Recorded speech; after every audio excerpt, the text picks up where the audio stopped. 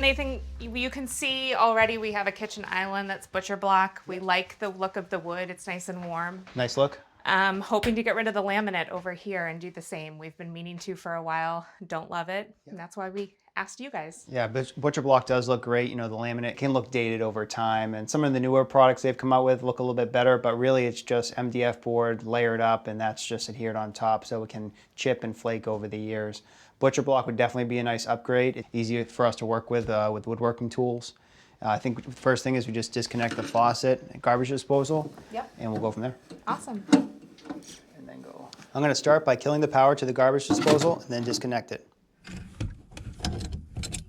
Then I'm going to disconnect the hot and cold water lines to the faucet.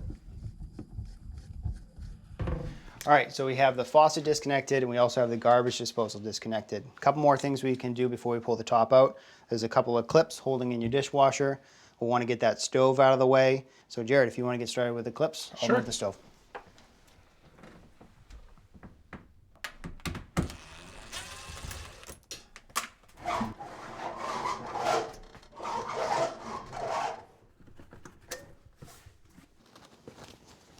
So at first glance, it looks like this countertop doesn't really have too much holding it down, but you do have the tile backsplash, which they laid on top, and they did a heavy bead of silicone. So first we want to break that seal with a knife. We'll go around, we'll loosen it up. Probably got about 3/4 of an inch of overhang on this tile, so it's not going to come out too easy, but we'll get it out.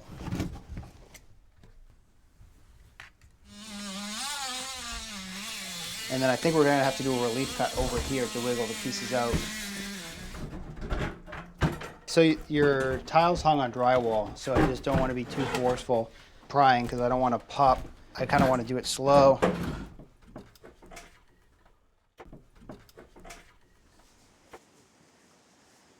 This is the maple butcher block top that I picked up for you guys. You can see it's a bunch of little pieces of maple all glued together. You can see the seams on the end. You can see a bunch of joints on the top. Those are all finger jointed together for strength.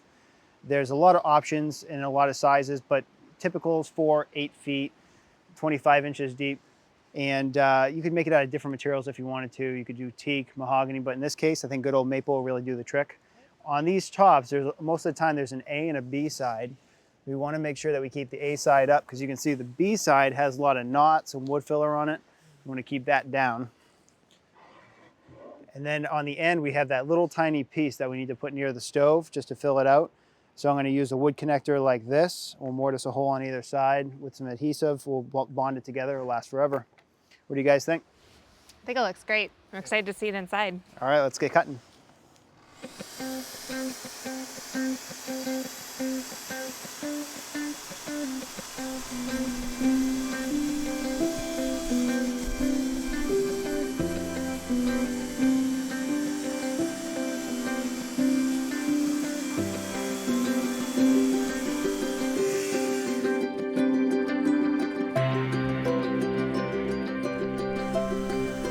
I'm going to use an 1 3/8" Forstner bit to make quick work of this little mortise.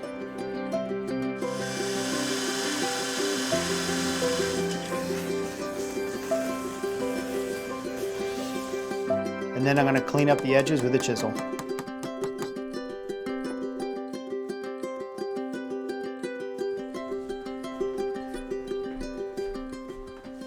All right, slide it in nice and easy. Ready, and give it a good push.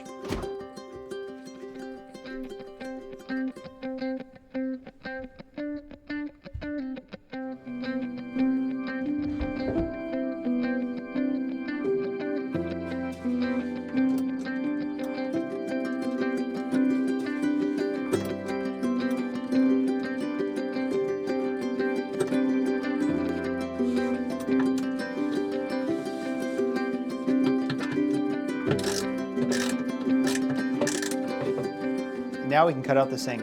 What's great about the one you picked out is it comes with a stencil, which will make it a breeze for installation.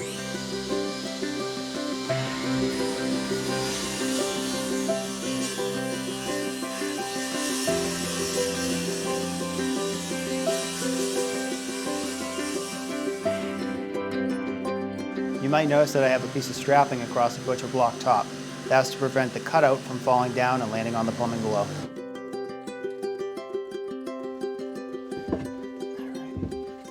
Clean that up and you're going to have a nice cutting board. Great.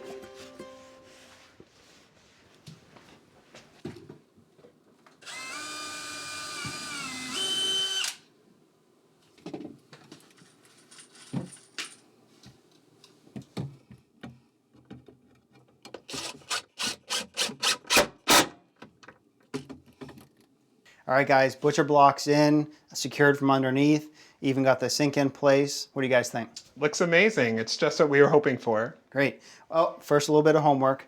We're going to bring a plumber in and we need to make those connections up and also put some sort of a finish on it and make sure that it's food grade safe, even if you don't plan on cutting on it. Awesome. Thank you so much, Nathan. We're so excited to You're be welcome. cooking in here soon. You're welcome. Enjoy. Thanks. I can't wait. This is awesome. That's a nice transformation right there. Thank Good you. job, Nathan. Although you left them a little work to do. You did not finish it right then. Yeah, there's a little bit of homework. You have to finish this. You can't leave it unfinished because it's going to stain very easily. And when it comes to finish, in my opinion, there's only one option, and that's mineral oil. Food grade, food safe, and it's going to take a little while to build those layers up. And so why not something like a polyurethane, a lot more durable, it's near water? So when we say food grade, food safe, we're thinking about food coming in contact with that, and we don't want any toxic materials getting on our sandwiches when we're making it, or say someone does cut on it by mistake, breaking that up and getting it into our food. So mineral oil, not toxic. What actually goes into this stuff? Surprisingly, it's a byproduct of petroleum oil, and it's almost in everything in our daily use. It's in our makeups, our lipsticks, even all the way down to gummy bears. Really? It's not my lipstick, pal. All right, so that's what we're going to use. So I had mentioned we got to build it up. We Yeah. got to build it up in a few different layers. They say for cutting boards between 4 and 6 layers before you start cutting on it. For our countertops, we could probably do 2 or 3 and then see what we think of the finish on it. And then after that, monthly maintenance, about once a month. Well, let's see you put some on, and I'll take a look at your technique as you do. So for this application, we've got a big wide open area. I'm just going to use a squeegee, put a little drizzle on and start to spread it out, work it back and forth. Gotcha. So now that we have it spread out, I'm just going to take a rag to start to buff it off. So work it with the knife first and then buff it in. Here, why don't you hand me both of those and I'll see if I can, give me the knife too, I'll give it a try. Not much of a change in the color, so you're not going to get that, a darker stain. No, this is pretty light, but they do have, there is a manufacturer who makes one that has tung oil and resin combined, and that will darken it up, seal and finish it. Is that food safe? Some are, some aren't. You definitely want to read the label and make sure that it is. Right. All right. Well, nice look and nice tips. Thank you, Nathan. You're welcome. Thanks for watching. This Old House has got a video for just about every home improvement project, so be sure to check out the others. And if you like what you see, click on the subscribe button to make sure that you get our newest videos right in your feed.